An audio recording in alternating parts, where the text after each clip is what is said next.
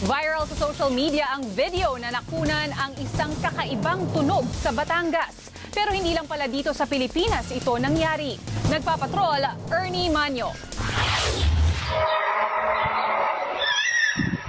Sa video na kumakalat ngayon sa internet na pinamagatang Strange Sound Heard in Batangas, Philippines, may maririnig na tunog ungol o trumpeta. Kuha ang video ng 17 anyos na si Vincent Andy Magnaye sa kanilang bakuran sa barangay Masagit, Sitlubo, Batangas nitong Biyernes ng hapon.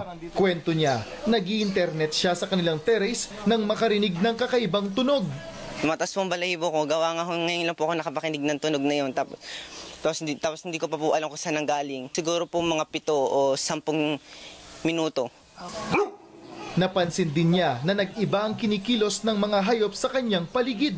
Yung mga ibon po parang nagliliparan paalis, tapos yung amin pong asong si Slaughter parang natatakot. Kanya-kanya namang opinyon ang mga netizens. Pero nangyari rin pala ito sa ibang bansa tulad ng Amerika, Australia at Canada. Sa isang online article, ipinaliwanag ng NASA o National Aeronautics and Space Administration, normal na nangyayari ang makarinig ng mga tunog gaya ng nakunan ng video. Pero sa sobrang hina ng mga ito, bihirang marinig ng tao.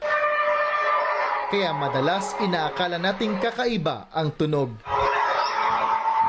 Ernie Manyo, ABS-CBN News, Batangas.